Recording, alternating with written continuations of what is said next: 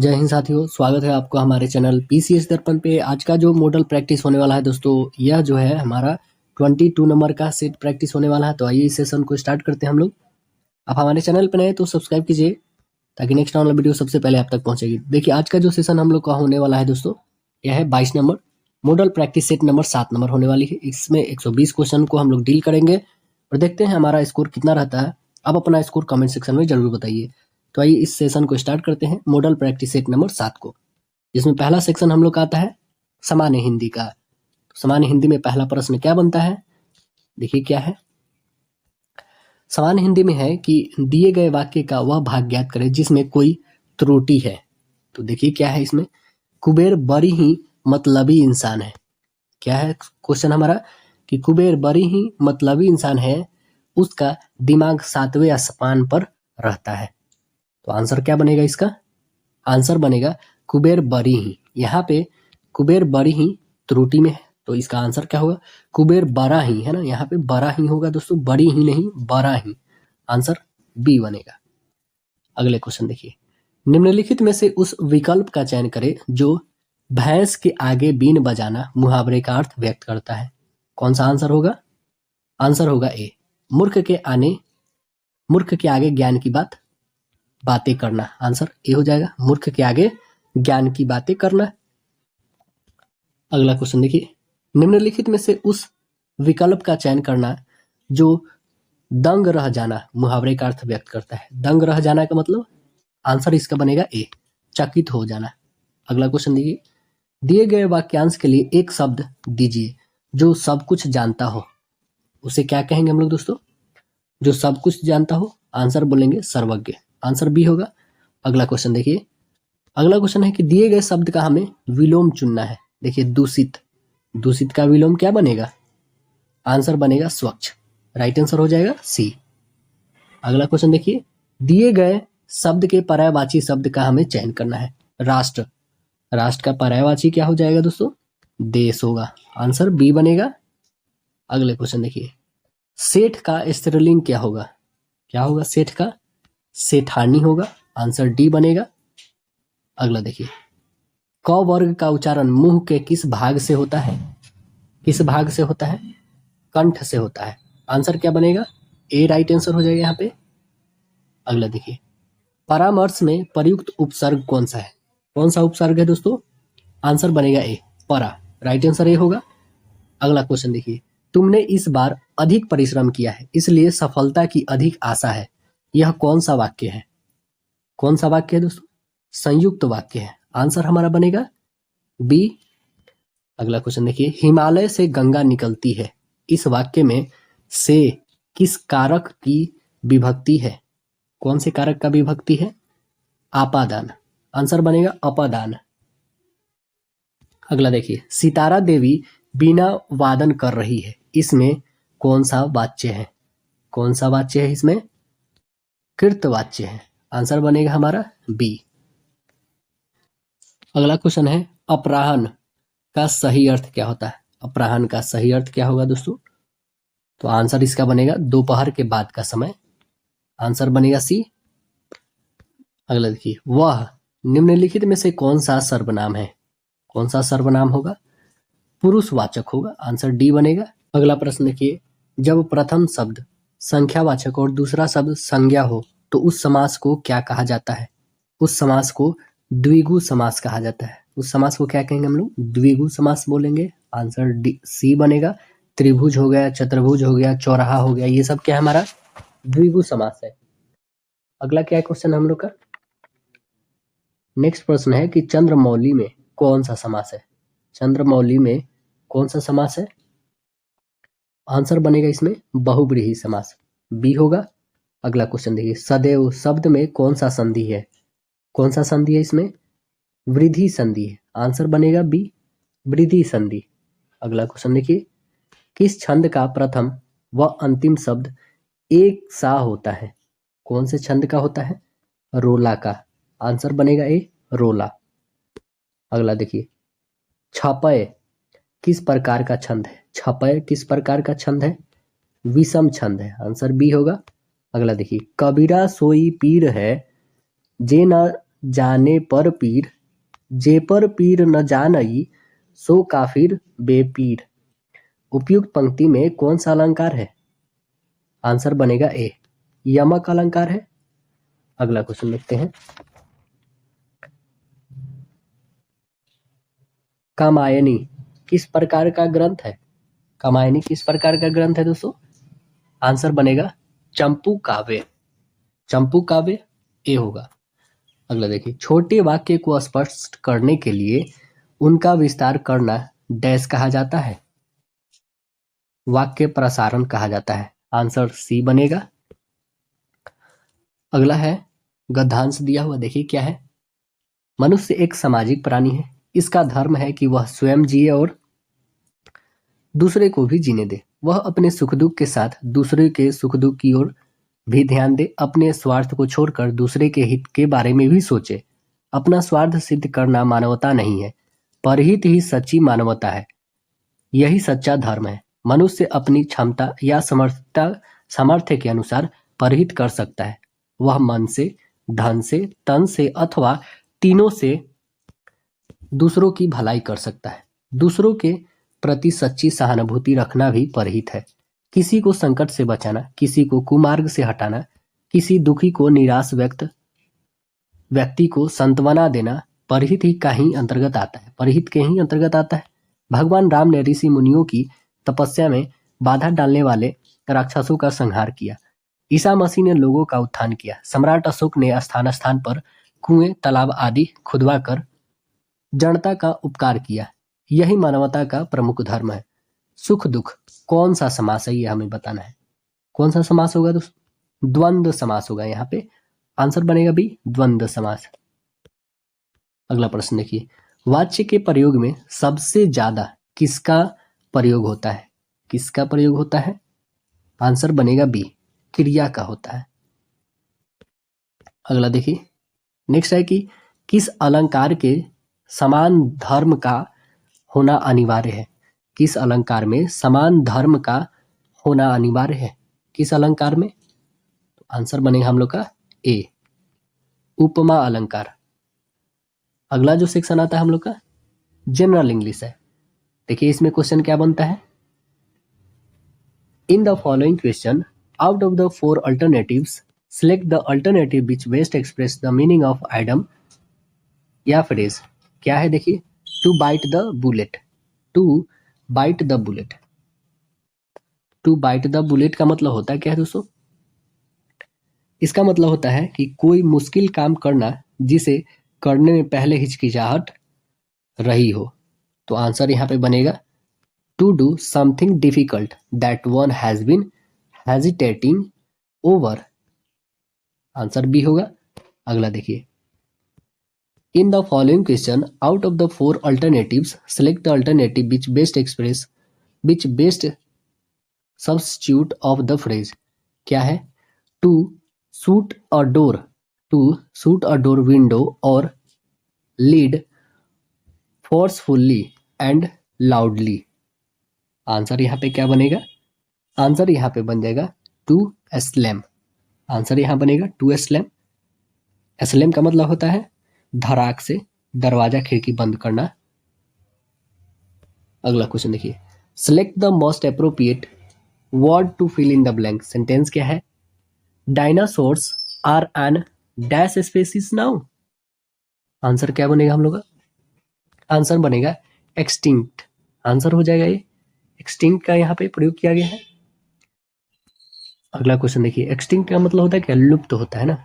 अगला देखिए, select the most appropriate option to fill in the blank. देखिए question क्या है हमारा?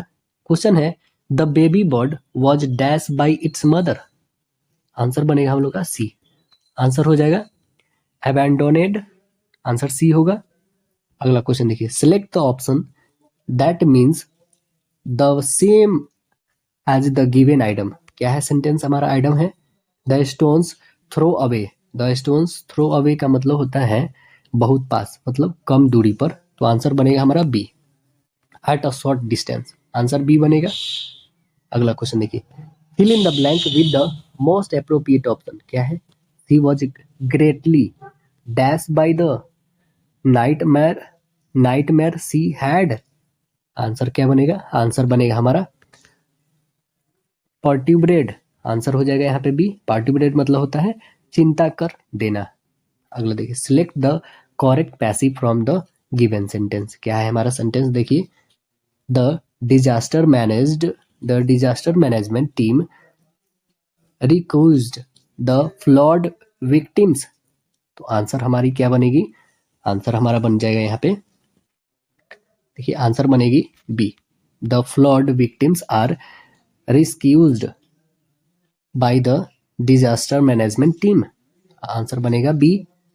अगला प्रश्न देखिए, select the correct direct from the given sentence. क्या है? Indirect from the given sentence. Sentence क्या है हमारा?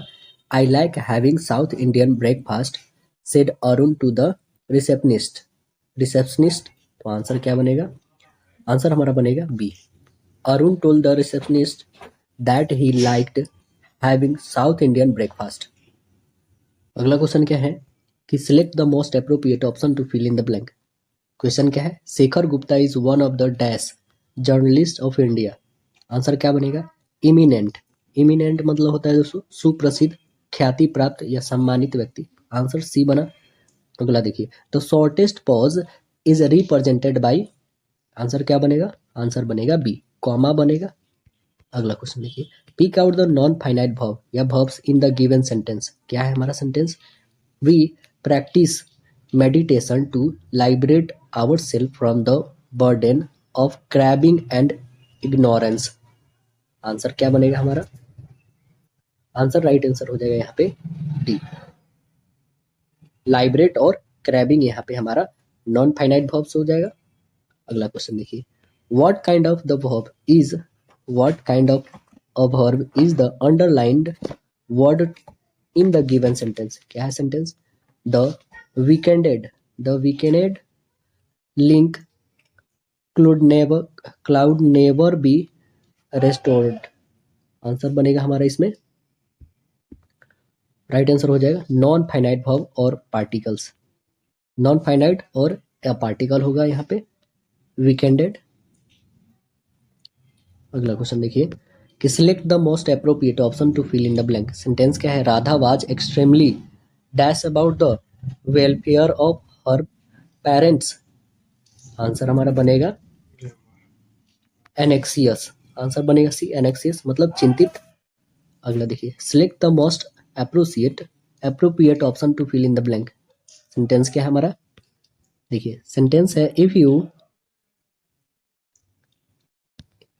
You do not return my money I will dash you to court.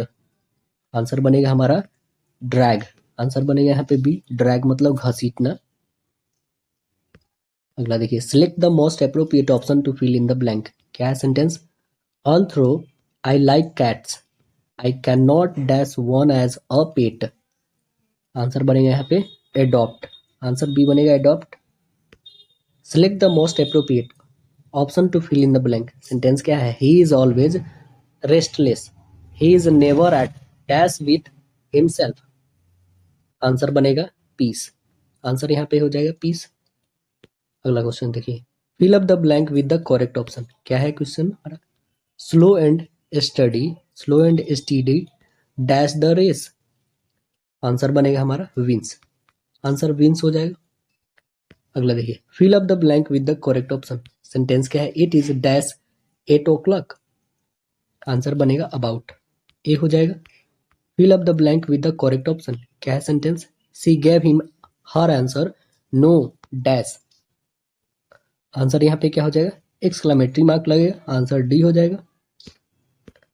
Select the most appropriate option to change the sentence from direct speech to indirect. क्या है हमारा sentence? Shiva is very kind to animals said Leena. तो answer क्या बनेगा? Leena dash that Shiva was very kind to animals. Answer बनेगा हमारा told us. Right answer क्या हो जाएगा? टोल्ड अस, सी हो जाएगा। अगला जो सेक्शन आता है गणित रहता है। तो देखिए गणित में पहला प्रश्न क्या है कि 4x + 3y - 7z और दिया हुआ x - y - z और -2x - 3y + 4z का योग क्या होगा। तो सभी को ऐड कर दीजिए, यहाँ पे प्लस डालिए। और यहाँ पे भी प्लस डाली, सभी को ऐड करके हम लोग देखते हैं क्या आ रहा है। तो देखिए सबको x वाले को एक साइड, y वाले को एक साइड और z वाले को एक साइड रखते हैं। देखिए यहाँ पे 4x है, यहाँ पे भी x है हमारे पास, ठीक है, और यहाँ पे -2x है। तो ये देखिए 4x और ये प्लस x 5x हुआ, 5x में से 2 घट गया, यानी स्टार्टिंग में हमारा 3x आना ही आना है, ठीक है। तो 3x सब में दिया हुआ है, दिया है, ठीक है, 3x हमारा प्लस में रहेगा। अब देखिए y की वैल्यू, तो y 3y है यहाँ पे माइनस में, यानी कि 3 में से एक y घटा तो 2y अभी है प्लस में, 2y यहाँ पे प्लस में है, माइनस में 3y, तो 3 में से 2 गया, मतलब -y आना चाहिए हमारा, है ना, -y क्या आ गया 3x और -y। अब z की बारी, तो -z और यहाँ -z, यानी 7 और 1 -8 हो गया, ठीक है, -8z आ गया। अब देखिए यहाँ पे 4 प्लस में है, तो यहाँ पे +4 रखेंगे, यानी इसमें से घटेगा, -4z आना चाहिए। तो आंसर हमारा कौन सा इसमें मैच कर रहा है, आंसर जो हमारा मैच कर रहा है, राइट आंसर यहाँ पे हो जाएगा आपका ऑप्शन ए, है ना, 3x - y - 4z। तो आंसर हमारा ए बन रहा है। अगले क्वेश्चन देखिए, एक घन के कुल सतह का क्षेत्रफल दिया है 486 वर्ग सेंटीमीटर, उसके सभी किनारों की लंबाई के योग हमें ज्ञात करना है कि क्या होगा। तो आपको पता होगा कि घन के कुल पृष्ठ क्षेत्रफल कितना होता है, 6 गुने भुजा स्क्वायर होता है, 6 गुने साइड का होल स्क्वायर, बराबर दिया है आपके पास 486 दिया हुआ है। तो यहाँ से साइड स्क्वायर निकाल सकते हैं, तो आइए इसको निकाल के दिखाते हैं आपको। 6 गुने एल स्क्वायर बराबर 486, ठीक है, इसको 6 से काट के देखिए, 6 × 48, 6 × 6 81 टाइप में, तो एल इक्वल क्या हो जाएगा 81 रूट अंडर में, यानी 81 का क्या होता है 9। तो हमारे पास भुजा निकल गया 9। अब हमें क्या निकालना है, हमें निकालना है सभी किनारों की लंबाई का योग कितना होगा। तो 9 × 12 कर दो, कितना आ जाएगी 108। तो राइट आंसर हमारा क्या हो जाएगा, सभी भुजाएं टोटल, इसमें किनारों कितना होते हैं, एक यहाँ पे यदि घन बनाएगा तो इसमें टोटल किनारा जो होते हैं दोस्तों, इसमें टोटल 12 होते हैं, ठीक है ना, तो 12 से मल्टीपल कर देंगे, या 12 से इसमें मल्टीपल ही करेंगे ना, नहीं तो क्या करना होगा कि 9 को जो दोस्तों 12 टाइम हमें करना होगा, जोड़ना होगा, तो सीधे 9 × 12, तो आंसर आ गया हमारा बी।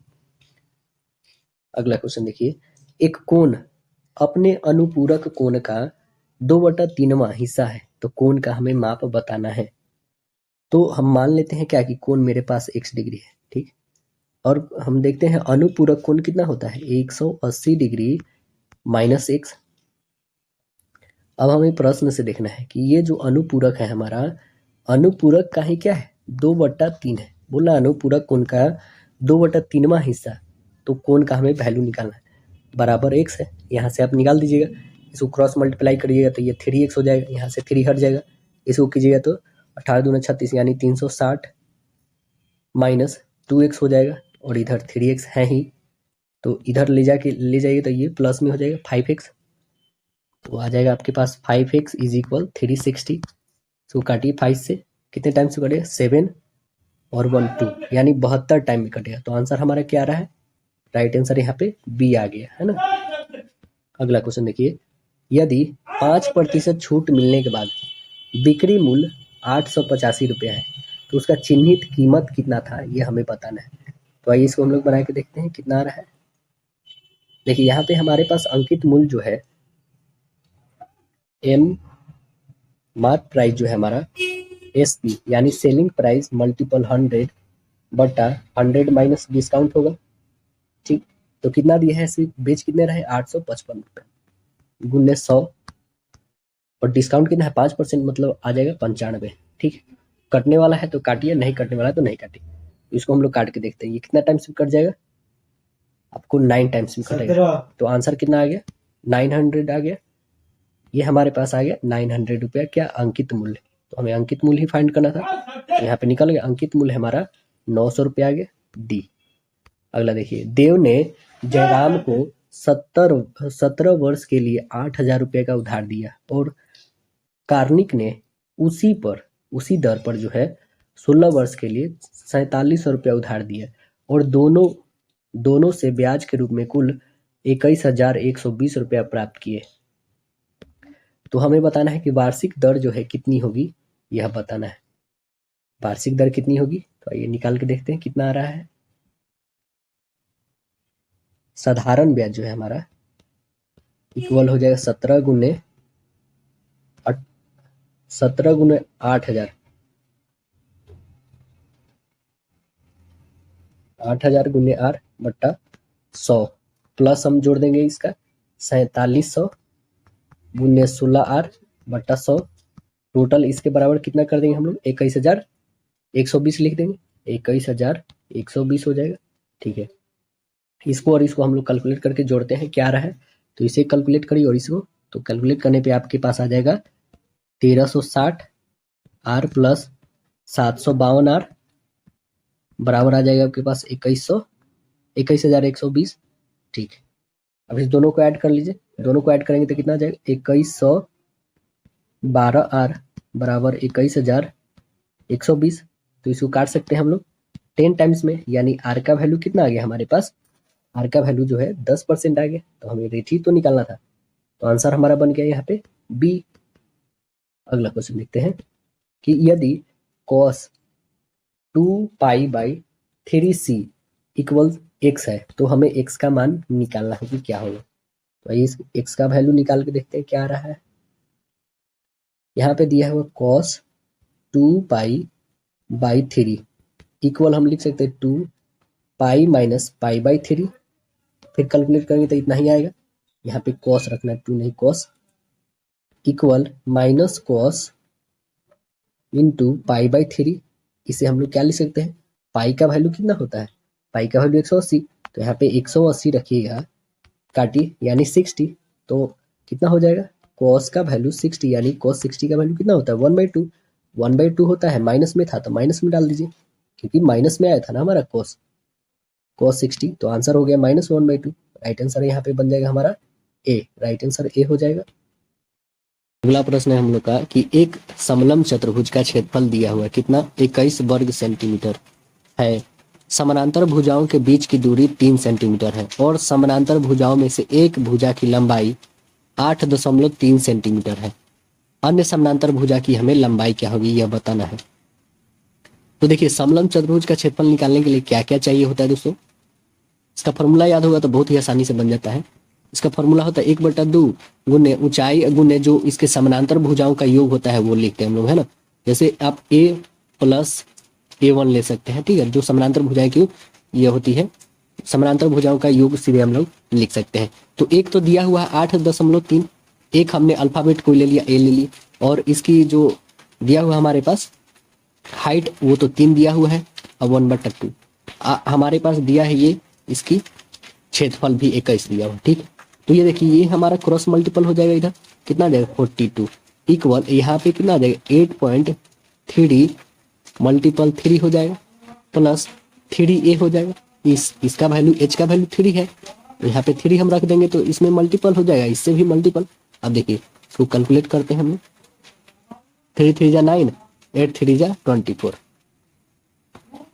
24.9 आ गया, प्लस यहाँ पे 3a है ना, या फिर यहाँ पे 3 कॉमन ही रहने देते हैं, इसमें हम लोग यहाँ पे 42 जैसे आ गया, और यहाँ पे 3 इंटू 8.3 है, अब प्लस a है ना, तो यहाँ पे 3 रहने, 3 से काट के देखते हैं 1 और ये 4 टाइम्स में, तो ये कितना आ गया 14 इक्वल 8.3 प्लस a हो गया।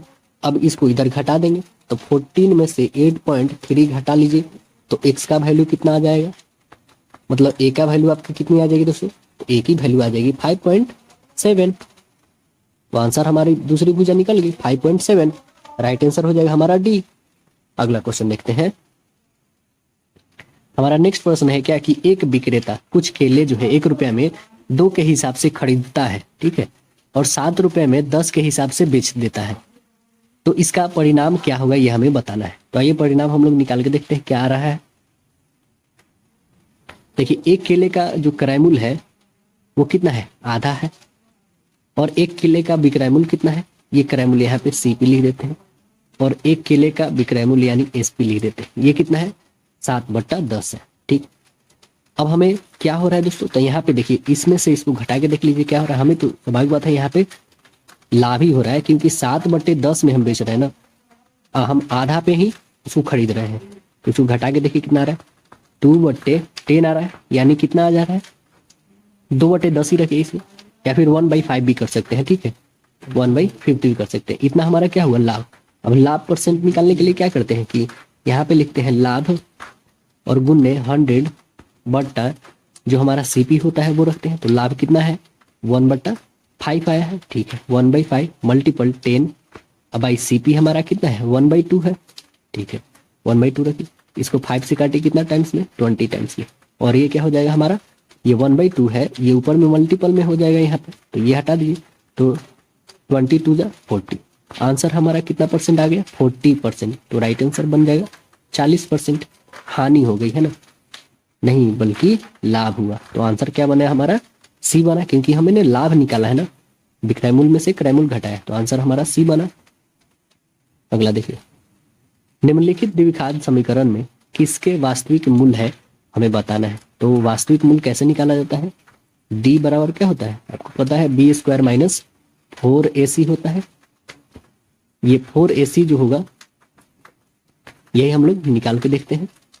ये जो डी होता है दोस्तों, डी ये क्या हो, बड़ा या फिर बराबर 0 को हो, तभी हम लोग समझे क्या कि यह जो हमारा द्विघात समीकरण होगा इसके वास्तविक मूल्य होंगे, ठीक है ना। तो आइए इसको बना के देखते हैं हम लोग, इससे बड़ा और इसके बराबर 0 के, पहला उठा लेते हैं बी स्क्वायर, बी क्या है हमारा 9 है, 9 का होल स्क्वायर कीजिए कितना आ जाएगा 81, ठीक, माइनस 4, ए कितना है 4, सी कितना है 6 कीजिए, 4 4 जा 16, 6 जा 96 है ना, 96 यहाँ पे आ जाएगा 81, ठीक है। तो हम इसमें घटा दें तो हमारे पास क्या आ रहा है दोस्तों, माइनस में आंसर आ रहा है। तो माइनस में तो हम रखेंगे नहीं, क्योंकि हमारे जो डी का वैल्यू है वो बड़ा होना चाहिए या तो बराबर होना चाहिए 0 से, तो नहीं बराबर आ रहा है, तो ये तो 0 ही बड़ा हो जाएगा इससे, तो ये तो होगा नहीं वास्तविक मूल्य।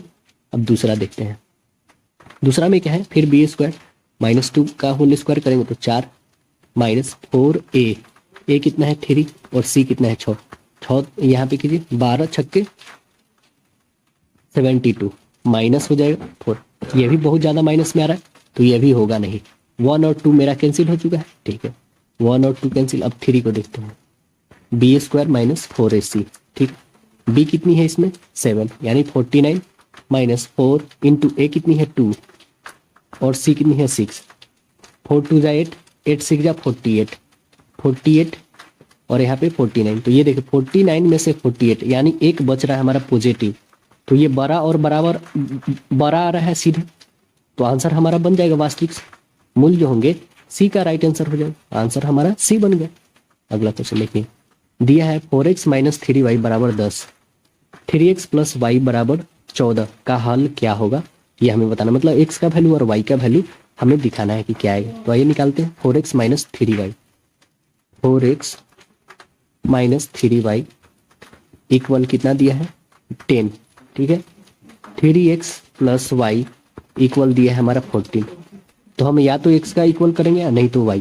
तो आइए हम लोग किसको इक्वल कर लेते हैं, इसमें किसी को भी इक्वल कर लेते हैं, जैसे हमने y को ही इक्वल कर लेते हैं, y को इक्वल करने के लिए इसमें 3 से मल्टीपल करेंगे, 4x माइनस 3y इक्वल 10, अब इसको करिए 3 3 जा 9x प्लस 3y इक्वल हो जाएगा 42, ठीक, अब इसको हम लोग जोड़ देते हैं, ठीक है, जोड़िएगा तो ये और ये कैंसिल हो जाएगा, 9 4 13 हो जाएगा, 13x इक्वल, इसको ऐड कीजिएगा 52, तो हमारे पास क्या आ गया 13x इक्वल 52 आ गया, काटिए 4 टाइम में यानी x का वैल्यू 4 आ गया। कोई भी इक्वेशन में आप x का वैल्यू रख सकते हैं, तो y की वैल्यू हमारी आ जाएगी, तो रखिए हम यहाँ पे 3x प्लस वाई इक्वल 14 है, इसी में रखते हैं 4, 12 हो जाएगा प्लस y इक्वल 14, ये इधर जाके घट जाएगी, यानी y का वैल्यू 2 आ गया, x का वैल्यू था मेरा 4 और y का वैल्यू जो आ गया मेरा 2, 4 और 2 देखिए आंसर कौन सी बनेगी हमारी, आंसर बन जाएगी यहाँ पे बी, राइट आंसर हो जाएगा बी। अगला प्रश्न हमारा क्या है, जब n 10 से विभाजित किया जाता है तो शेषफल 8 बचता है, जब n 5 से विभाजित किया जाता है तो शेषफल क्या बचेगा, हमें यही बताना है। तो आइए शेषफल देख लेते हैं क्या बचेगा।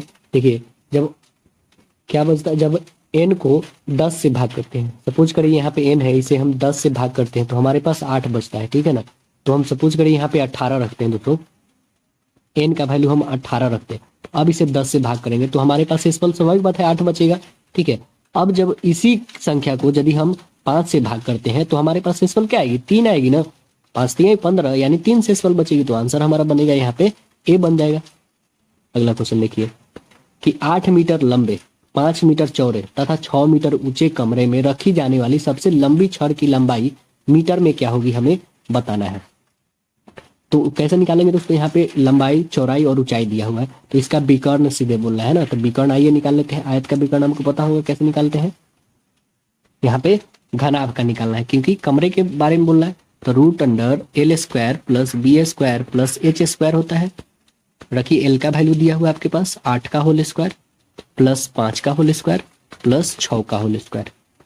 कीजिए ये कितना हो जाएगा, 64 प्लस 25 प्लस 36। सभी को ऐड करते हैं हम लोग, सभी को ऐड करिएगा कितना आ जाएगा 125। 125 का कितना आ जाता है, तो 125 का 5 रूट 5 आ जाएगा। तो हमारा आंसर कितना आ जाएगा 5 रूट 5। राइट आंसर बनेगा हम लोग का सी। अगला क्वेश्चन देखिए, एक व्यक्ति जो है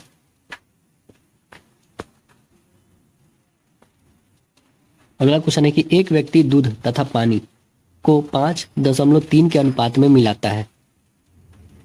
परिणामी मिश्रण में दूध का प्रतिशत क्या है, हमें बताना है। दूध का प्रतिशत क्या होगा, तो देखिए 5/5 + 3 गुने 100 करेंगे, ठीक, कितना आ जाएगा, तो 5/8 गुने 100 होगा। तो इसको कैलकुलेट करिए कितना आ जाएगा, 4 से करिए 4 दूना 8, 4 से करिए 25 टाइम में 25 × 125, 125/2, इसको काटिए कितना आ जाएगा 62.5। तो आंसर हमारा क्या आ गया 62.5। राइट आंसर बन गया ए। अगला क्वेश्चन क्या है कि 40 परिणामों का औसत 20 है, 60 परिणामों का औसत 30 है, सभी परिणामों का औसत क्या होगा, हमें बताना है। तो देखिए हम लोग औसत कैसे निकालेंगे, यहाँ पे 40 परिणाम का क्या औसत है 20 है, तो यहाँ पे 40 गुने 20 कर देंगे, ठीक, प्लस 60 परिणामों का औसत 30 है, 60 गुने 30, दोनों को ऐड कर देते हैं और हम दोनों को ऐड कर देंगे क्या 60 और जो मेरा 40 है वो 100 आ जाएगा नीचे। इसको कैलकुलेट करेंगे तो कितना आ जाएगा 800 प्लस 1800 बट्टा 100 हो जाएगा। ऐड करेंगे तो कितना आ जाएगा 626 आ जाएगा बट्टा 100। तो काटी 100 से 2 जीरो कैंसिल, यानी आंसर हमारा क्या आ गया 26। तो राइट आंसर बन जाएगा 26। राइट आंसर सी हो जाएगा यहाँ पे। अगला क्वेश्चन देखिए, यदि किसी वस्तु पर 30% की हानि हो तो उसके क्रय मूल्य तथा विक्रय मूल्य का अनुपात हमें क्या होगा, यह बताना है। तो आइए इसको निकाल के देखते हैं कितना आ रहा है।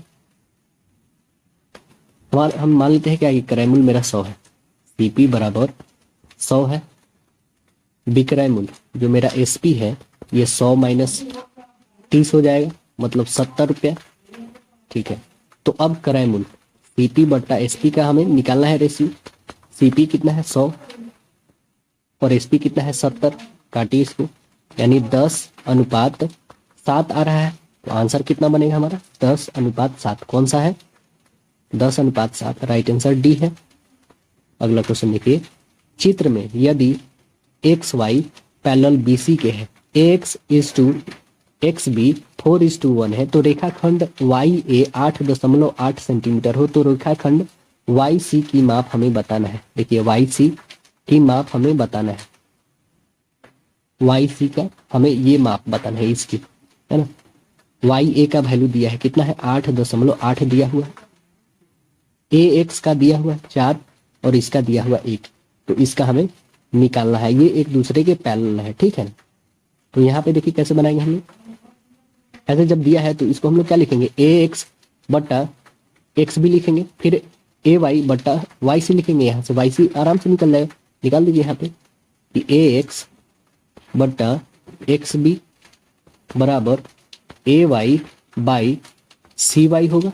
इसका वैल्यू दिया हुआ आपके पास 4/1 इक्वल, इसका दिया है 8.8 बट्टा वाई सी, क्रॉस मल्टीप्लाई करिए तो 4 सी वाई इक्वल 8.8 होगा।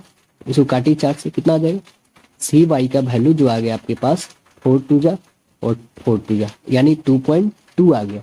तो आंसर हमारा इसमें क्या आ जाएगा 2.2। राइट आंसर सी आएगा हम लोग। अगला प्रश्न देखिए कि 1 प्लस कॉस स्क्वायर, यहाँ कॉस नहीं है दोस्तों, यहाँ पे कॉट स्क्वायर है, ठीक है। 1 plus cot square into 1 minus cosec square किसके तुल्य होगा? तो आपको फार्मूला पता होगा कि 1 प्लस कॉट स्क्वायर का वैल्यू क्या होता है?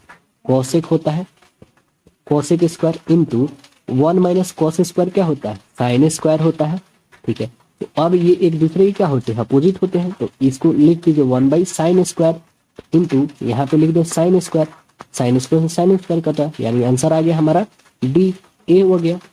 अगला देखिए क्या है हमारा क्वेश्चन। अगले क्वेश्चन है कि हमारा कि tan थीटा बराबर p बाई क्यू है, तब p into sine theta minus Q into cos theta by p sine theta plus Q cos theta का मान क्या होगा, हमें बताना है। तो आइए हम लोग tan जो है यहाँ पे इसको बनाकर देखते हैं क्या आ रहा है हमारे पास। tan थीटा बराबर p बाई क्यू, इसका होता क्या है? परपेंडिकुलर बाई बेस होता है, p बाई बी होता है ना। तो h निकाल लेते हैं यहाँ पे, h क्या हो जाएगा? P square by Q square, b को हमने क्यू लिया है, ठीक है।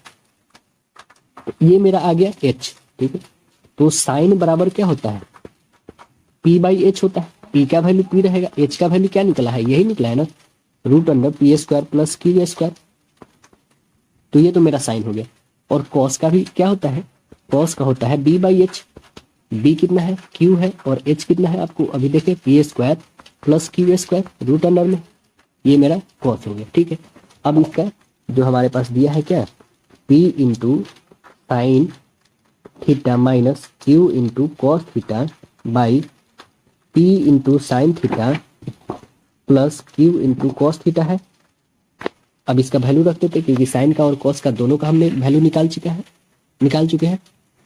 तो आइए यहाँ पे रखते हैं इसकी value, p into P by P square plus Q square minus Q into Q by root under P square plus Q square by p into P by P square plus Q square plus Q into Q by P square plus Q square होगा root under में।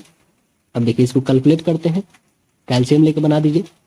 तो LCM क्या हो जाएगी इसकी? P square आ जाएगी minus Q square by root under में P square plus Q square हो जाएगा बट्टा P square plus Q square by root under P square plus Q square हो जाएगी, ठीक है। अब इसको फ्रैक्शन में लिख लेते हैं, ये जो हमारे पास माइनस में है, ये जो है हमारे पास प्लस में है, और ये प्लस में और ये प्लस में, यानी कि ये इससे कैंसिल होगा। तो हमारे पास क्या बचेगा कि P square minus Q square by P square plus Q square.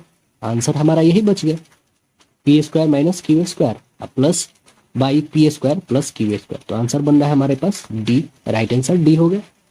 अगला क्वेश्चन देखिए, किसी परीक्षा में एक परीक्षार्थी 465 अंक प्राप्त करता है लेकिन वह 30 अंक से अनुत्तीर्ण हो जाता है।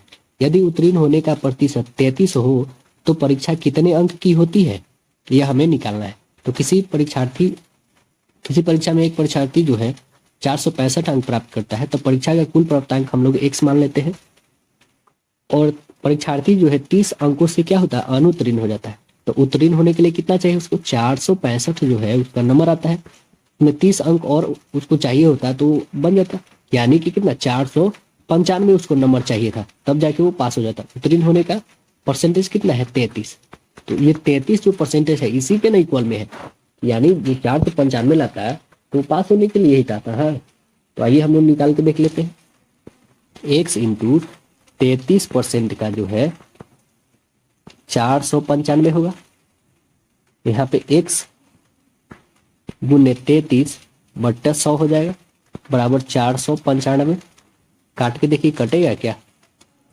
काटते हैं इसको, 3 3 जा 11 से काटिए, 11 से 3 टाइम्स में, 11 से काटिए 4 टाइम्स में, और 5 टाइम्स में, 3 से काटिए 15 टाइम्स में, यानी x का वैल्यू कितना आ गया? 1500। x का वैल्यू आया कितना? 1500 अंक आ गया। तो आंसर कितना होगा हमारे पास? आंसर बनेगा यहाँ पे बी। तो परीक्षा कितने अंक की होती है? 1500 अंक की होती है ना।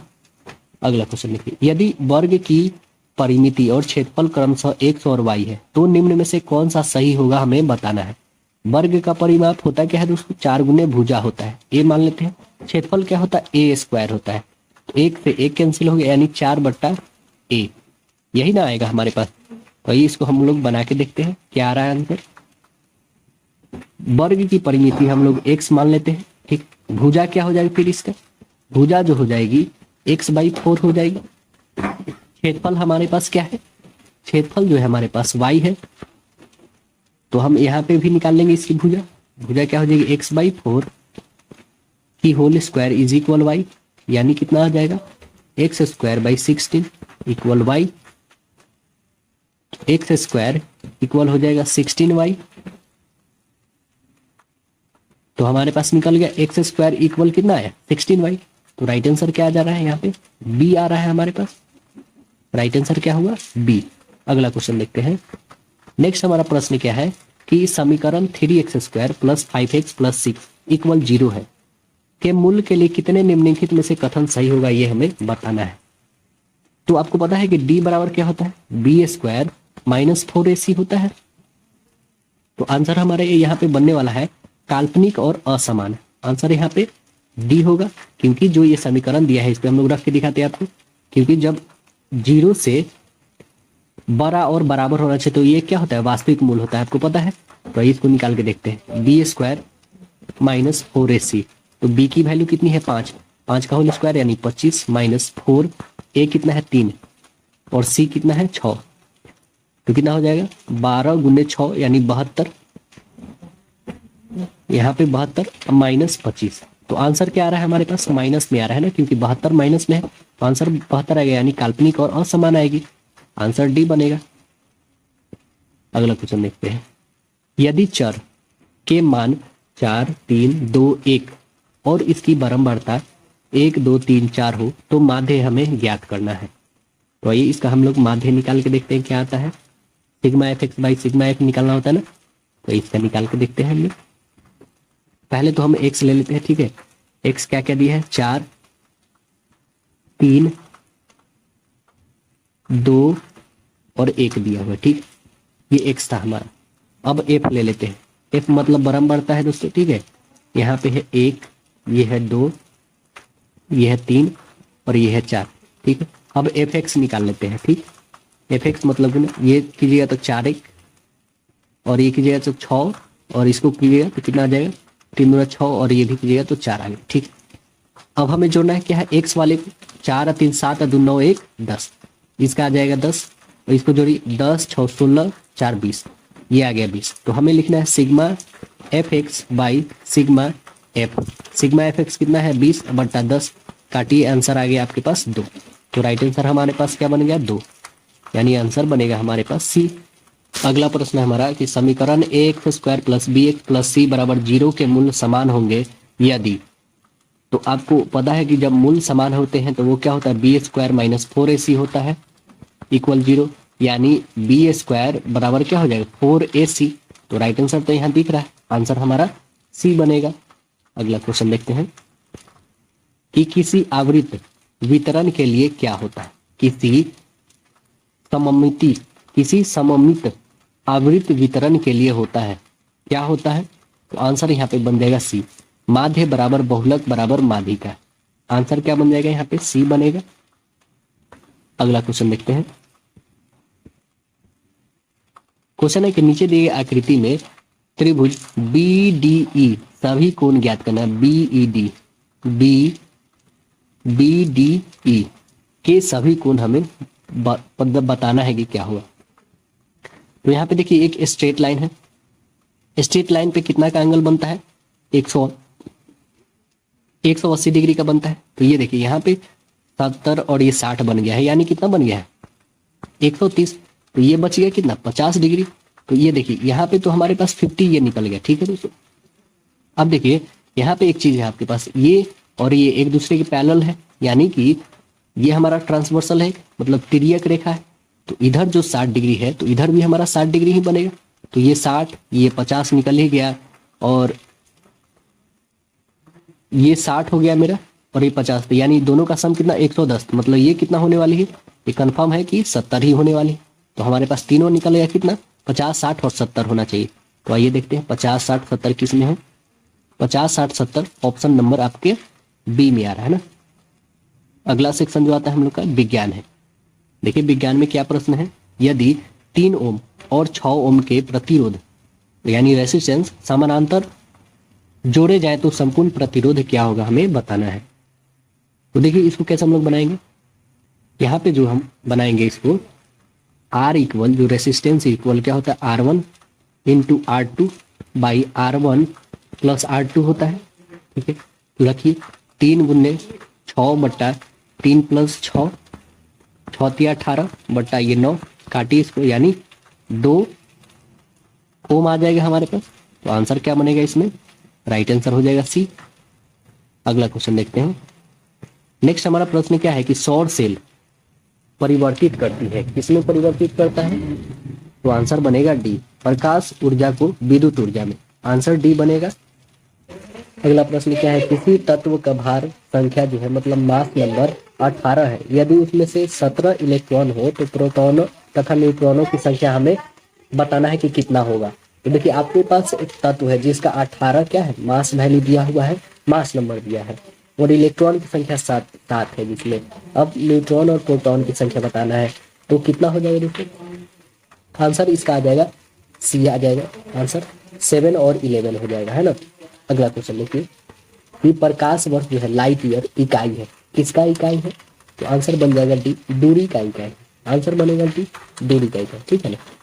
एक प्रकाश वर्ष बराबर कितना मीटर होता है, आपको बताया देखिए 9.46 इंटू 10⁻15 मीटर होता है, और किलोमीटर में तब 12 हो जाएगा यहाँ पे। ठीक है ना, 10⁻12 किलोमीटर हो जाएगा, और मीटर में हो जाएगा आपके पास 15। ठीक है, ये पॉइंट भी याद रखिए, बहुत ही महत्वपूर्ण है ये भी पॉइंट। अगला देखिए, काला छिद्र यानी ब्लैक होल सिकुड़ने से बनता है, क्या बनता है, तो आंसर बनेगा बी, भारी न्यूट्रॉन तारे के। काला छिद्र जो है सिकुड़ने से क्या बनता है, सिकुड़ने से बनता है भारी न्यूट्रॉन तारे के। अगला देखिए, हरित गृह यानी ग्रीन हाउस का प्रभाव होता है, आंसर बनेगा ए, कार्बन डाइऑक्साइड की परत जो है वायुमंडल में होने से यह ग्रीन हाउस का प्रभाव होता है। अगला देखिए, अंतरिक्ष में पहले मानव निर्मित सैटेलाइट का नाम क्या था, इसका नाम क्या था, स्पुतनिक 1, आंसर बनेगा बी, स्पुतनिक 1 मानव निर्मित पहला है, जो रसिया के द्वारा, रूस के द्वारा भेजा गया था, कब 1957 ईस्वी में, है ना। अगला देखिए, स्मॉल जी का इकाई क्या है, स्मॉल जी का इकाई क्या है, मीटर पर सेकेंड स्क्वायर है, आंसर बनेगा एक, मीटर पर सेकेंड स्क्वायर। नेत्र से दूरी की वस्तु साफ न देख सकने वाले यानी मायोपिया का सुधारा जा सकता है, किससे सुधारा जा सकता है, तो आंसर बनेगा बी, अवतल लेंस के द्वारा जो है मायोपिया को सुधारा जा सकता है। अगला है, जीव कोशिकाओं में आनुवांशिक लक्षणों के नियंत्रण में निम्नलिखित में से कौन सा उत्तरदायी है, कौन उत्तरदायी है, आंसर बनेगा इसमें बी, डीएनए। अगला क्वेश्चन लिखते हैं। नेक्स्ट हमारा प्रश्न क्या है कि निम्नलिखित में से किस युग्म में सही सुमेलन नहीं है, बताइए कौन सा सही सुमेलन नहीं है, तो आंसर बनेगा हमारा ए, विटामिन B1 जो है संतरा, ये नहीं देखो, विटामिन सी जो है संतरा में पाई जाती है ना। विटामिन डी याद रखिए, जो इंपॉर्टेंट पॉइंट है, विटामिन डी जो है कॉक यकृत तेल से मिलती है ना। विटामिन ई जो है हमारा गेहूं और अंकुर तेल से मिलता है। विटामिन के जो है अल्फाल्फा से मिलता है। अगला प्रश्न देखिए, टेफ्लॉन निम्नलिखित में से किस एकलक का बहुलक है, किस एकलक का बहुलक है, तो आंसर हमारा इसमें क्या बनेगा दोस्तों, आंसर बनेगा इसका ए, टेट्राफ्लोरोथीन बनेगा।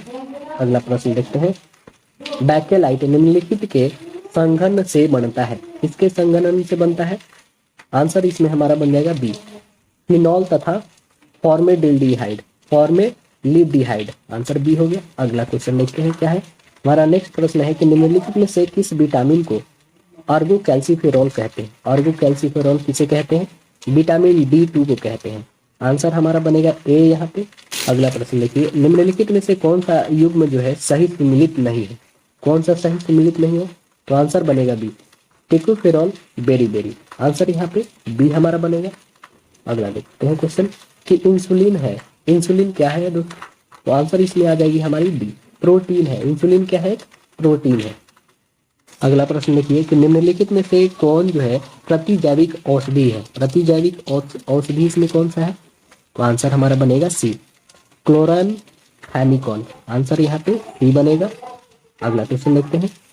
नेक्स्ट हमारा प्रश्न है कि निम्नलिखित में से कौन सा हार्मोन जो है स्तन ग्रंथियों से दूध का स्रावन होने में भूमिका निभाता है? कौन निभाता है? तो आंसर बनेगा डी, ऑक्सीटोसिन। आंसर डी बनेगा। अगला प्रश्न देखिए, वनस्पति तेल से वनस्पति घी बनाने में प्रयुक्त होने वाली गैस कौन सा है? आंसर हमारा बनेगा ए, हाइड्रोजन है। आंसर बनेगा ए, हाइड्रोजन। अगला प्रश्न देखिए, 100 वाट का विद्युत बल्ब 250 वोल्ट के विद्युत मेन से जोड़ा जाता है, तो बल्ब में प्रभावित धारा का मान कितना होगा यह हमें बताना है। तो क्या होगा? 100 वाट बटा 250 वोल्ट। काटिए इसको, क्या हो जाएगा? ये हो जाएगा 5 गुना 10 और 50 25, काटिए इसको, यानी आ जाएगा, इसे काटेंगे हम लोग 0.4 एम्पियर। आंसर हमारा क्या बन जाएगा? बी राइट आंसर हो जाएगा। अगला जो क्वेश्चन आता है सामाजिक अध्ययन का आता है। इसमें देखिए क्वेश्चन क्या है हमारा कि सिंधु घाटी सभ्यता की सबसे महत्वपूर्ण विशेषता क्या है? सबसे महत्वपूर्ण विशेषता क्या है? तो पक्की ईंट से बनी इमारत है यहाँ पे सबसे महत्वपूर्ण। आंसर बनेगा ए। और सिंधु सभ्यता की खोज कब होता है दोस्तों? तो 1921 में होता है। तो कौन करते हैं? तो कौन करते हैं दोस्तों? राय बहादुर दयाराम साहनी के द्वारा किया जाता है। अगला क्वेश्चन देखिए। नेक्स्ट हमारा क्वेश्चन है कि मेगास्थनीज दूध था, कहाँ का दूध था दोस्तों? तो आंसर बनेगा सेल्यूकस का था। आंसर बनेगा ए, सेल्यूकस। सेल्यूकस का दूध था मेगास्थनीज, है ना। आया किसके साथ था? तो यह किसके साथ आया था दोस्तों? ये मेगास्थनीज जो था यह यूनानी शासक जो है सेल्यूकस निकेटर का मौर्य जो सम्राट चंद्रगुप्त मौर्य के दरबार में राजदूत बनकर आया था, है ना। अगला क्वेश्चन देखिए, कौटिल्य का जो पुस्तक है अर्थशास्त्र किस विषय पर आधारित है? यह जो है आपका किस पे आधारित है दोस्तों? शासन कला के सिद्धांत और अभ्यास पर आधारित है। तो आंसर हमारा यहाँ पे बनेगा बी राइट आंसर हो जाएगा यहाँ पे। अगला क्वेश्चन है त्रिपिटक किसकी धार्मिक पुस्तक है? त्रिपिटक किसकी धार्मिक पुस्तक है? बौद्ध धर्म का है। आंसर यहाँ पे बनेगा डी। देखिए इसमें सूत पिटक, विनय पिटक और अभिधाम पिटक जो है ये सब किससे है? बौद्ध धर्म से है ना। अगला प्रश्न देखिए, त्रिपिटक में ये सब आते हैं। अशोक के धम्म का जो है मूल संदेश क्या है? मूल संदेश क्या है इसका दोस्तों? इसका मूल संदेश जो होगा आंसर बनेगा यहाँ पे डी हो जाएगा, बड़े का सम्मान करना, शांति अशांति और राज्य के प्रति वफादारी। तो आंसर हमारा यहाँ पे डी बन रहा है। अगला देखिए, मौर्य समाज का 7 वर्गों में विभाजन का विशेष रूप से उल्लेख किया गया है। आंसर यहाँ पे डी बनेगा, मेगास्थनीज की पुस्तक इंडिका में किया गया है। आंसर यहाँ पे डी। अगली प्रश्न है हमारा, प्रसिद्ध चीनी यात्री फाहियान ने किसके शासनकाल में भारत की यात्रा की है? किसके शासनकाल में किया है? चंद्रगुप्त द्वितीय के। आंसर हमारा बनेगा बी यहाँ पे। चंद्रगुप्त द्वितीय का शासनकाल जो था 375 से लेके और 414 तक की थी उनकी शासनकाल, भारत आया था उस समय। अगला देखिए, चोल काल जो है किसके लिए प्रसिद्ध था? चोल काल किसके लिए प्रसिद्ध था? सभी के लिए। ग्राम पंचायत, राजपूत वंश के साथ युद्ध, श्रीलंका के साथ व्यापार। अगला देखिए, दक्षिण भारत के मंदिरों के आकर्षण द्वार क्या कहलाते हैं? क्या कहलाते हैं? गोपुरम कहलाता है। आंसर बनेगा बी, गोपुरम। अगला प्रश्न बनता है, विजयनगर साम्राज्य का अवशेष कहाँ मिलता है? कहाँ मिलता है? हम्पी में मिलता है। आंसर बनेगा सी, हम्पी। विजयनगर साम्राज्य का अवशेष हम्पी में मिलता है। वास्तव में हम्पी जो है मध्यकालीन हिंदू राज्य विजयनगर साम्राज्य की राजधानी थी। तुंगभद्रा नदी के दक्षिण तट पर बसा हम्पी कर्नाटक राज्य में स्थित है। इसे यूनेस्को के द्वारा विश्व धरोहर सूची में शामिल भी किया गया है। वह प्रथम मुस्लिम शासक कौन था जिसने शासन के सिद्धांत यानी थ्योरी ऑफ किंगशिप को प्रजाओं के ईश्वरीय अधिकार सिद्धांत थ्योरी ऑफ डिवाइन राइट के समान प्रतिपादित किया है? तो वो कौन था? आंसर बनेगा सी, बलबन था। आंसर यहाँ पे सी बनेगा, बलबन। इसकी शासनकाल कब से कब रहा था? 1266 से लेके 1286 तक इसकी शासनकाल। दिल्ली सल्तनत का पहला ऐसा सुल्तान था शासक था, है ना, बलबन, गयासुद्दीन बलबन इसको भी बोल सकते हैं, जिसने अपना जो है राजत्व सिद्धांत की विस्तार पूर्वक व्याख्या किया है। अगला क्वेश्चन आता है, भारत में कागज का प्रयोग कब शुरू होता है? कब शुरू हुआ था? 12वीं शताब्दी में होता है। आंसर बनेगा ए यहाँ पे। भारत में कागज का प्रयोग जो है 11वीं शताब्दी तक अज्ञात था, 12वीं शताब्दी में इसका प्रचलन शुरू हो गया। अगला देखिए, यूरोपीय चित्रकारी जो है का प्रवेश किसके दरबार में हुआ? किसके दरबार में हुआ? अकबर के दरबार में हुआ था। आंसर यहाँ पे बनेगा बी हो जाएगा। अगला प्रश्न है, भारत में किसके शासनकाल में इंग्लिश ईस्ट इंडिया कंपनी का गठन हुआ? किसके शासनकाल में गठन हुआ? तो आंसर बनेगा बी, अकबर के शासन काल में हुआ। 1600 ईस्वी में 31 दिसंबर 1600 ईस्वी को होता है। इस समय कौन था? मुगल सम्राट अकबर था भारत में।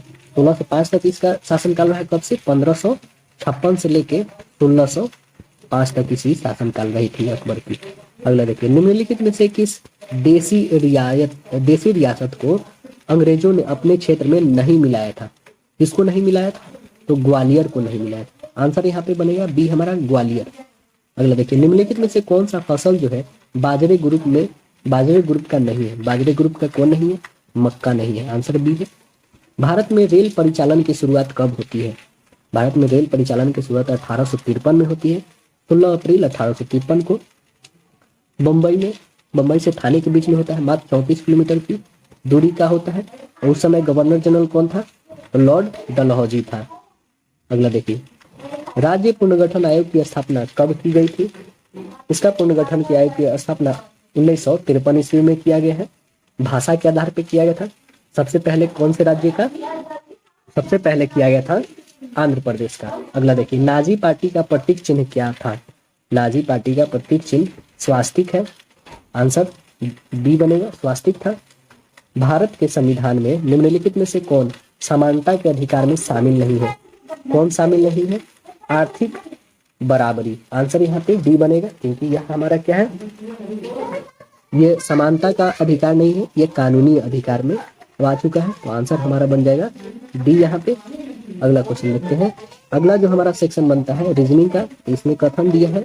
देखिए कथन क्या है? कथन क्या है कि कुछ ऊंट जो है जहाज है, कुछ ऊंट जो है हमारे क्या है, जहाज है, ठीक है।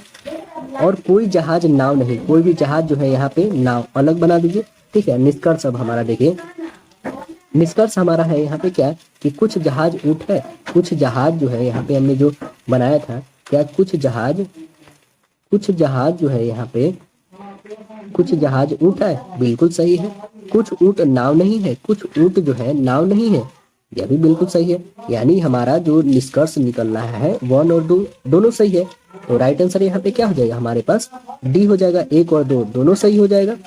अगला प्रश्न देखते हैं कि P Q R S T और टी के साथ बैठे हैं। टी एक अंतिम छोर पर है, पी टी की पड़ोसी है और क्यू के बाएं से तीसरे स्थान पर है। तो टी के दाएं से चौथे स्थान पर कौन बैठा है ये हमें बताना है। तो देखिए इसको अरेंज हम करके दिखा देते हैं, उसी के अकॉर्डिंग यहाँ पे होगा, है ना। पहले टी फिर पी और यहाँ पे जो है आर और या तो एस आएगा, यहाँ तो आर या फिर एस आएगा और ये लास्ट में क्यू रहेगा।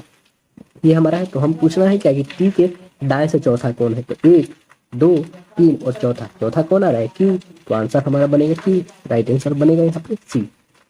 अगला प्रश्न देखते हैं कि निम्नलिखित श्रृंखला में प्रश्न चिन्ह डैश के स्थान पर ले जाने के तो अक्षर समूह का चयन हमें करना है। देखिए आर ई एस टी है ना, तो देखिए आर 18 है, 19 आ गए, ई से ई रहने दिया, एस से एस रहने दिया, टी से टी रहने दिया, बस एक बदला है दोस्तों, आर से एस बना है ना। तो आइए फिर इसको भी हम लोग देखते हैं। एस है ना, यहाँ पे एस से हम लोग क्या लिखेंगे, यहाँ पे देखिए जैसे यहाँ पे हमारे पास है 8 से 1 बढ़ा, यहाँ से 1 भी नहीं बढ़ा, यहाँ से भी 1 नहीं, यहाँ से भी 1 नहीं। तो इसमें भी हम लोग देखते हैं आगे क्या, यहाँ से भी 1 नहीं बढ़ा है, ठीक है, यहाँ से भी 1 नहीं बढ़ा, लेकिन यहाँ से 1 बढ़ा है और यहाँ से भी 1 नहीं बढ़ा। तो हमेशा 1 बढ़ रहा है, मतलब समझ रहे हैं दोस्तों, यहाँ से पहले 1 बढ़ा, फिर अब यहाँ से 1 बढ़ा, अब जो बढ़ने वाला है दोस्तों यहाँ से 1 बढ़ेगा, है ना। यानी एस के बाद क्या आने वाला है, टी होने वाला है ना। तो देखिए एस एस तो रहेगा ही रहेगा और टी आएगा लास्ट में टी, यानी आंसर हमारा क्या बनेगा, डी बनेगा। तब ना फिर टी के बाद यू आएगा लास्ट में, है ना। तो राइट आंसर डी बन गया। अगला प्रश्न देखिए, 4 अक्षर समूह दिया गया है, यहाँ पे बताना है इसमें एक असंगत कौन है ना। तो ये समूह को हम लोग देखते हैं कि कौन सा असंगत आ रहा है। इसमें देखिए जैसे यहाँ पे मूव दिया हुआ है, ठीक है, इसमें जो है असंगत जो है हमारा मूव आएगा इसमें।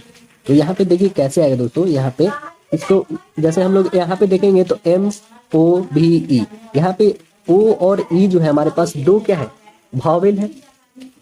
वॉवेल क्या होते हैं, A I O U होता है, ये 5 होता है। उसके बाद जो बचा हमारा कॉन्सोनेंट होता है ना। यहाँ पे देखिए, यहाँ पे एक हमारा वॉवेल है और एक वॉवेल, मतलब 2 वॉवेल इसमें मिल रहा है, इसमें एक ही वॉवेल मिल रहा है, इसमें भी एक ही और इसमें भी एक ही, लेकिन इसमें क्या मिल रहा है, 2 वॉवेल मिल रहा है, तो इसलिए आंसर हमारा ए हो जाएगा। अगला प्रश्न देखिए कि निश्चित कूट में दिया गया है, इसको ये लिखा जाता है, उसी कूट में इसको क्या लिखेंगे हम लोग। तो यहाँ पे देखिए कैसे लिखा गया है दोस्तों, 3 वर्ड को लिया गया। INT को देखिए, तो यहाँ पे देखिए पहले क्या किया गया है, जैसे INT है, ठीक है ना, तो यहाँ से शुरू किया गया TNI। फिर देखिए इस 3 अक्षर को देखिए, ERA को देखिए, फिर यहाँ से ERT, इसको चेंज कर दिया गया है ना। फिर यहाँ पे देखिए, फिर लास्ट में इसको ऐसा ही चेंज करना है। तो इसमें भी हम लोग SAT से उठाते हैं, तो स्टार्टिंग क्या हो जाएगा हमारा, TAS होगा ना। TAS एक ये हो रहा है, एक ये, मतलब ये तो कट जाएगा और ये भी कट जाएगा, यानी हमारा ऑप्शन या तो C आएगा, नहीं तो D आने वाला है। आगे देखिए अब अगला क्या है हमारे पास, नेक्स्ट हमारा TUR है। TUR को हम लोग क्या लिखेंगे दोस्तों, पहले तो 2 अक्षर, अब क्योंकि ये हमारा 3 अक्षर हो चुका, अब इस 2 अक्षर को, तो पहले R फिर U। तो R कौन से है, R इसके पास है, इसके पास तो पहले U आ रहा है, तो ये भी कैंसिल, यानी आंसर हमारा क्या बन रहा है, D बन गया। अगला प्रश्न देखिए, इसमें बताना है कि एक दूसरे को चिन्ह बदलना है, तो आंसर क्या आएगा, मतलब आंसर जो हमारी 8 आएगी, है ना। तो इसमें हम लोग सिंबल बदल के देखते हैं कि कौन से आ रहा है ना। तो यहाँ पे ऑप्शन बेसिस पे आपको देखना होता है, देखिए ठीक है। तो हम सीधे यहाँ पे ऑप्शन सीधे सेलेक्ट करते हैं जो हमारा राइट आंसर है। तो आंसर हमने डी सेलेक्ट करा, यानी कि हमें मल्टीपल को क्या करना है, तो यहाँ पे जो मल्टीपल है इसे डिवाइड में डालना है, ठीक है, और जो डिवाइड है उसे मल्टीपल में, इसे मल्टीपल में, ठीक है। बस इतना करिएगा, आंसर आपके पास आ जाएगी, ठीक है। तो यहाँ पे आइए, इसको हम करके दिखा देते हैं आपको कि 8 + 12 मल्टीपल 6/8 होगी, ठीक है, -9। इसको करके देखिए, कैलकुलेट शुरू करते हैं हम लोग। 2 3 जा, 2 से काटिए 4 टाइम्स में, 2 काटिए 4 3 जा, यानी कितना आ जाएगा, 8 + 9 - 9, यानी ये तो कैंसिल हो गया, प्लस माइनस कैंसिल, बच गया 8, तो आंसर हमारा 8 आ गया। राइट क्या आंसर हो गया, डी। अगला देखिए, नेक्स्ट इसमें बताना है कि जैसे पहले अक्षर से दूसरा है, तो वैसे तीसरा से क्या है, इससे ये है संबंधित, तो अगले से क्या आने वाला है हमें वही बताना है। तो आइए इसको निकाल के देख लेते हैं क्या आने वाला है इससे हमारा।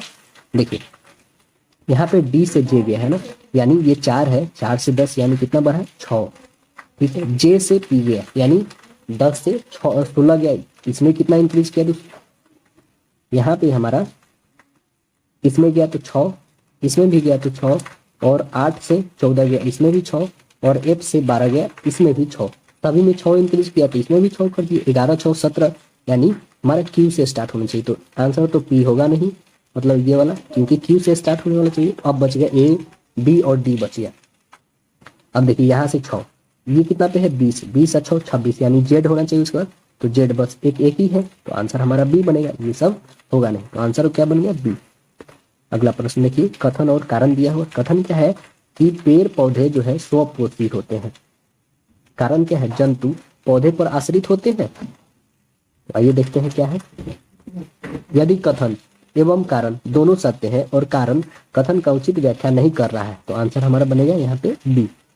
अगला प्रश्न देखिए कि नीचे दिए गए प्रश्न के साथ दिया गया है ना हमारे पास कथन और कार्यवाही। तो कथन क्या है हमारे पास, देखिए कथन है कि विश्वविद्यालय के लाइब्रेरियन ने पुस्तकालय से पुस्तकों की चोरी के मामले की रिपोर्ट की है। कार्यवाही क्या है, पुस्तकालय में कड़े सुरक्षा प्रबंध किए जाए, या फिर